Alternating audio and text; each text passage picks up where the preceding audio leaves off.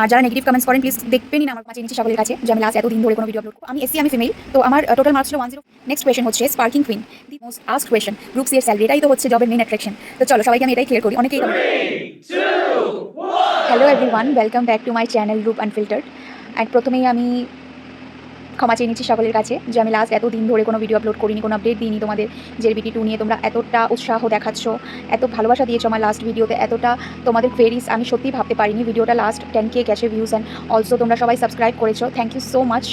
তোমরা সাবস্ক্রাইব করেছো আমার চ্যানেলটা, কিন্তু আমি দুঃখিত যে আমি রেগুলার ভিডিও আপলোড করতে পারছিলাম না due to some health issues. আমি সত্যি প্রচণ্ড অসুস্থ ছিলাম, ফর আ মান্থ আমি কমপ্লিট রেস্টে ছিলাম, অ্যান্ড আফটার দ্যাট আমি রিকভারি পিরিয়ডে ছিলাম, যেখানে আমি স্ট্রেস নিতে পারছিলাম না। লাইক অফিস, নিজের কিছু পার্সোনাল কাজও থাকে, সব কিছু মিলিয়ে আমাকে ডক্টর কমপ্লিটলি মানে এত স্ট্রেস নিতে মানা করেছিল। আর প্লাস জেলবিটি নিয়ে আমি কী বানাবো ভিডিও সেটাও বুঝে উঠতে পারছিলাম না, কারণ সবার এত রিকোয়েস্ট আসছিল। ইনস্টাগ্রামেও কিছুদিন আগে আমি ইনস্টাগ্রামটা রিওপেন করলাম, তো সবার ডিএমস বাগেরা তো আই ওয়াজ কোয়াইট কনফিউজড কী টপিকে ভিডিও বানাবো। দেন এখন আমি ভাবলাম যে না, তোমাদের যেহেতু এত কোয়েশ্চেন্স আসছে, অ্যাটলিস্ট কোয়েশ্চেন আনসারের ভিডিওটাই বানাই, তোমাদের ডাউটগুলো সলভ করি, যাদের যা ডাউট আছে। আমার মনে হচ্ছিল যে কমেন্টসের থ্রু যদি আমি ডাউটটা সলভ করছিলাম সেটা তোমাদের জন্য ততটা স্যাটিসফাইং হচ্ছিল না, তাই এই ভিডিওটা আজকে বানাচ্ছি। তো এত কথা না বাড়িয়ে শুরু করি তোমাদের ডাউট সলভ দিয়ে। যার যা কমেন্টস এসেছে আমি চেষ্টা করব প্রপারলি রিপ্লাই দেওয়ার। আশা করি তোমরা মানে তোমাদের যা ডাউট আছে সব আমি সলভ করতে পারবো থ্রু দিস ভিডিও। তো ভিডিওটা শেষ অবধি নিশ্চয়ই দেখবে, আর যারা সাবস্ক্রাইব করোনি আমার চ্যানেলটা কিন্তু সাবস্ক্রাইব করে নিও। অলরেডি 944 হয়েছে, আশা করি তোমরা এটাকে 1000 করে দেবে। মনিটাইজ তো করতে পারবো না কারণ ততটা ভিউজ নেই, আর আমি তো রেগুলারলি ভিডিও আপলোড করি না, বাট 1000 সাবস্ক্রাইব হলে তবুও একটু উৎসাহ পাবো যে অ্যাটলিস্ট রেগুলার ভিডিওস আপলোড করি। যাই হোক, আমি শুরু করছি। প্রথম কমেন্ট হচ্ছে, আমি পড়ছি এ দেবনাথ, 2 মাস আগে জিজ্ঞেস করেছি, I very sorry, I am very late. Ma'am please guide me about the entire job selection process, interview syllabus, exam preparation for JBT 2, how to crack it. Okay mister Debnath, sorry mister ও miss Debnath, আমি কিন্তু last ভিডিওটাতে entire job interview syllabus, exam preparation সব কিছু নিয়েই discuss করেছি। তবুও আপনার কোয়েশনের আমি এটাই আনসার করবো যে প্রথমে জিজ্ঞেস করেছেন সিলেকশন প্রসেস। তো সিলেকশন প্রসেস হচ্ছে written examination plus interview.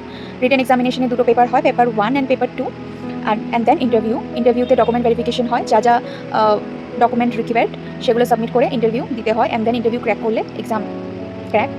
Syllabus তো জেএলবিটি সাইটে গিয়ে পেয়ে যাবেন। প্রিপারেশন স্ট্র্যাটেজি সেটা আমি ভিডিওটা দেখতে থাকুন, আমি আগেও অন্যদের যখন কোয়েশ্চেনের আনসার সলভ করবো তখন নিশ্চয়ই বলবো, অথবা আমার যে লাস্ট ভিডিওটা সেটা একবার দেখতে পারেন, সেখানে ডিটেল স্ট্র্যাটেজি দেওয়া আছে। নেক্সট হচ্ছে SKDB, ওকে জিজ্ঞেস করেছে দি এসসি ফিমেল ক্যান্ডিডেটের কাট অফটা একটু বলে দিতে পারবে প্লিজ। ওকে, তো দেখো আমি এসসি আমি ফিমেল, তো আমার টোটাল মার্কস ছিল 104 পয়েন্ট সামথিং। যদিও আমি এক্স্যাক্টলি জানি না কাট অফ, কারণ জেএলবিটি আমাদের সময় কোনো পার্টিকুলার কোনো কাট অফ ডিক্লেয়ার করেনি, কিন্তু আমার যেহেতু 105 ছিল আর আমার র্যাঙ্ক অনেকটা পেছনেই ছিল, লাইক 1500 সামথিং ছিল, তো আমার মনে হচ্ছে যে এসসি ফিমেলের কাট অফটা কাছাকাছি হবে 90 to 100-এর মধ্যে, এর থেকে কম হবে না। কারণ দেখবে তুমি র্যাঙ্ক ওয়াইজ যদি একটু অ্যানালাইজ করো, লাস্ট যে পিডিএফটা এসেছে সেখানে কিন্তু পয়েন্টের বেশ কমে র্যাঙ্ক হচ্ছে, ঠিক আছে। মানে আমার যেমন 104 পয়েন্ট সামথিং, নেক্সট যার র্যাঙ্ক আছে তার 104 পয়েন্ট মানে একটু কম আমার থেকে, তো এরকম পয়েন্টের হেরফেরে কিন্তু র্যাঙ্কটা ডিসাইডেড হয়েছে। তো সেক্ষেত্রে তুমি এইভাবে কাট অফটা বের করে নিতে পারো যে লাস্ট যে এসসি ফিমেল পেয়েছে তার স্কোরটা কত, তো সেটাই হবে কাট অফ। আচ্ছা, দেন নেক্সট কোয়েশ্চেন হচ্ছে স্পার্কিং কুইন দিদি, কম্পিউটার টাইপিং টেস্ট কি আসবে জেএলবিটি গ্রুপ সি এর এক্সামের মধ্যে? কি ম্যাথ আছে? প্লিজ আনসার করবে দিদি। ওকে, তো কম্পিউটার টাইপিং টেস্ট তো হবে, কিন্তু সেটা জব পাওয়ার পরে, এখন নয়। মানে exam, written exam plus interview হয়ে যাক, দেন আমাদের তো এখনও হয়নি টাইপিং টেস্ট। জেএলবিটি গ্রুপ সি এর এক্সামের মধ্যে কি ম্যাথস আছে? না, ম্যাথস তো নেই। সিলেবাসটা তুমি একবার দেখে নাও ভালো করে, তাহলেই বুঝে যাবে ম্যাথস নেই। Next comment, Lucent GK book enough for GS section?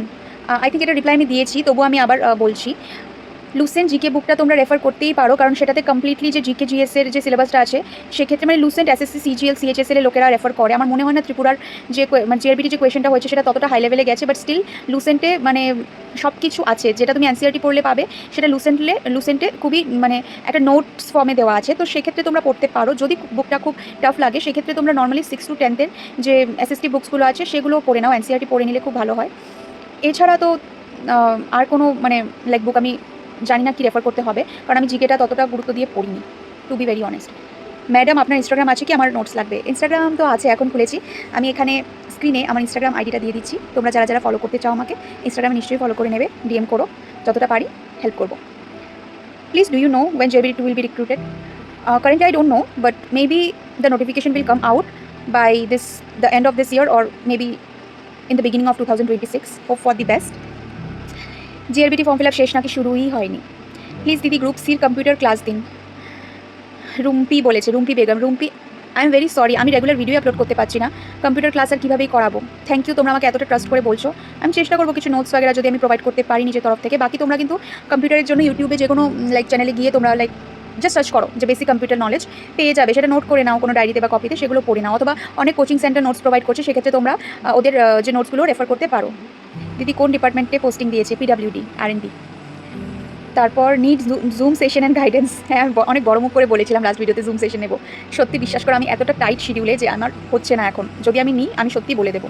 আপাতত আমার চ্যানেলটা একটু সাবস্ক্রাইব করো, give me some motivation to continue with this series, GRBT series. Next comment হচ্ছে প্রিভিয়াস ইয়ার কোয়েশ্চেন থেকে আসবে কি না, জয়ন্ত সরকার বলেছে। হ্যাঁ, দেখুন, previous year question is very very very important. আমরা যে কোনো এক্সামের প্রিপারেশন করি, আমরা কিন্তু প্রিভিয়াস ইয়ার কোয়েশ্চেনই রেফার করি।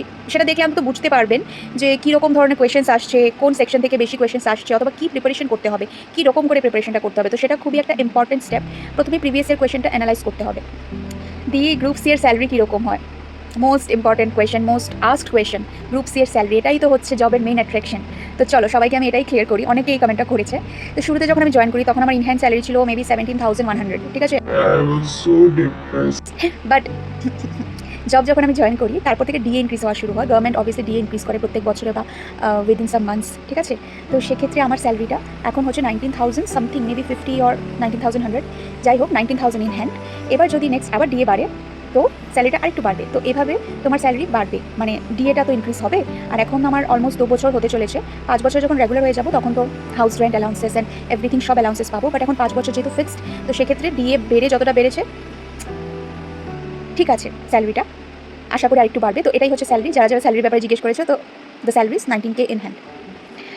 হ্যাঁ, next after exam typing test কী হবে? না, এক্সামের পরেও টাইপিং টেস্ট হবে না। যদি আমি জানি না এবার কীরকম করে জিআরবিটি, বাট আমাদের ক্ষেত্রে এখনও হয়নি। আর আমি যতটুকু শুনেছি আগেও যে রিক্রুটমেন্ট হয়েছে, ধরো যারা ডাইন হার্নেসে পেয়েছে, যেভাবে পেয়েছে, সেক্ষেত্রে অফিসে জয়েনিংয়ের পরে মানে লেখাই থাকে নোটিফিকেশনে যে উইদিন 6 মান্থস অফ জয়েনিং নেওয়া হবে টাইপিং টেস্টটা। বাট আমাদের ক্ষেত্রে এখনও নেওয়া হয়নি। আমাদের এটা ডিপার্টমেন্টের উপর ডিপেন্ড করে যে ডিপার্টমেন্ট কখন নেবে।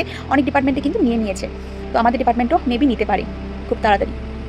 Ma'am job oriented related video, Anurag Sinha. Anurag, thank you so much for believing in me. আমি চেষ্টা করব, কথা দিচ্ছি না, আমি চেষ্টা করবো যে আমি একটা জব ওরিয়েন্টেড ভিডিও তো অ্যাটলিস্ট আপলোড করি। বাট তার আগে আমার চ্যানেলটা সাবস্ক্রাইব করে নাও আর প্লিজ শেয়ার, যাতে অন্যরাও আমার চ্যানেল সাবস্ক্রাইব করে। খুব কম রিচ আসে আমার চ্যানেলে। আর তোমরা না আমার বাকি ভিডিওসগুলো মানে অ্যাটলিস্ট লাইক তো করো। আমি মাঝে মধ্যে অনেক ভিডিওস আপলোড করি। জিআরবিটি তো আছে আমি তোমাদের জন্য দিচ্ছি, বাট কিছু কিছু আমি মানে ভিডিওস গান वगैरह আপলোড করি। তো প্লিজ লাইক করো। অ্যান্ড অলসো আমার আরেকটা চ্যানেল আছে যেখানে আমি শুধু গান আপলোড করি, আমি নিচে নামটা দিয়ে দিচ্ছি। এই চ্যানেলটা তোমরা যারা যারা গান শুনতে আমার ইন্টারেস্টেড, সাবস্ক্রাইব করে নিও। আমি রেগুলার গান পোস্ট করব, তোমরা যারা আমার গান শুনতে ভালোবাসো তারা, ঠিক আছে। ওকে, নেক্সট দিদি, এলডিসিতে কম্পিউটার টাইপিং টেস্টটা কখন হয়? যদি কারো জানা না থাকে ইনিশিয়াল স্টেজে, তাহলে কি কোনো প্রবলেম হয়? টাইম কি দেয় ওরা? হ্যাঁ, অবশ্যই দেবে। জয়েনিংয়ের পরেই হবে, জয়েনিংয়ের 6 মাসের মধ্যে হবে। এটা ডিপার্টমেন্টের ওপর ডিপেন্ড করে, বাট টাইপিং টেস্টটা জয়েনিংয়ের পরেই হবে।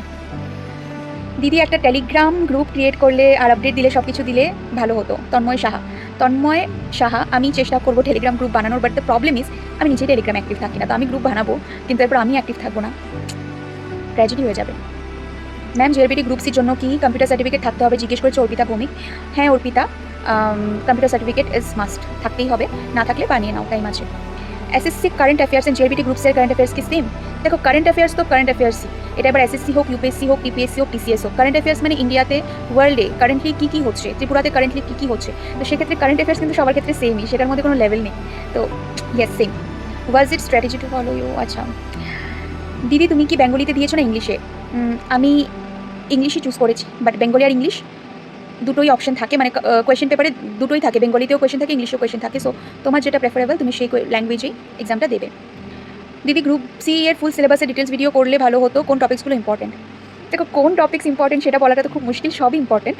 হ্যাঁ, ফুল সিলেবাসে ডিটেল ভিডিও যদি তোমাদের চাই, তাহলে আমি চেষ্টা করবো একটা সিলেবাসটা ডিকোড করার, সিলেবাসটা বুঝিয়ে দেওয়ার যে কী কী পড়তে হবে, কী পড়তে না হবে। দেখি যদি আমি আরেকটু সময় পাই, সময় বের করতে পারি, আমি নিশ্চয়ই চেষ্টা করবো। বাট এই ভিডিওতে দেখি কতটা রেসপন্স আসে, সেই হিসেবে আমি নেক্সট একটা ভিডিও আপলোড করার চেষ্টা করবো। Want to ask you that now what's current in hand salary? I have already replied to that. একজন কমেন্ট করেছে, ওয়েট, আরে কি হচ্ছে, হ্যাঁ, ভালো একটা বিজনেস এক্সাম ক্র্যাক করলে ওই বিজনেস শুরু হয়ে যায়। कौन है ये लोग? कहाँ से आते हैं? ভাই বিশ্বাস করো ভাই বা বোন, সত্যি কোনো বিজনেস নয়। আমি সত্যি মন থেকে তোমাদের হেল্প করতে চেয়েছি, তাই করছি। আমি কোনো টাকা আর্ন করছি না। আমার ইভেন দেখো আমার 1000 সাবস্ক্রাইবার হয়নি, আর এত ইজিলি কেউ টাকা দিয়ে দেয় না। ইউটিউবে 4000 ওয়াচ মিনিট হতে হয়। আমার তো মানে 30 আওয়ারও হয়নি, 4000 আওয়ার্স না 4000 মিনিটস মেবি, যাই হোক। বাট সরি 4000 আওয়ার্স কী বলছি, এতটা watch minute, it's very difficult. YouTube এত সহজে টাকা দেয় না, আমি বিজনেস করছি না, ট্রাস্ট মি। আর জিএলপিটিতে কজনই দেখবে, এটা দিয়ে তো বিজনেসও হবে না। দিদি কোথা থেকে নোট নেবো, প্রিপারেশন কোথা থেকে করবো? অনলাইন সোর্স রেফার করতে পারো, অথবা দেখবে বাজারে অনেক বই কিনতে পাওয়া যায় জিএলপিটি 2, সেগুলো নিতে পারো। অনেক কোচিং সেন্টার প্রোভাইড করছে, সেখান থেকে নিয়ে নাও।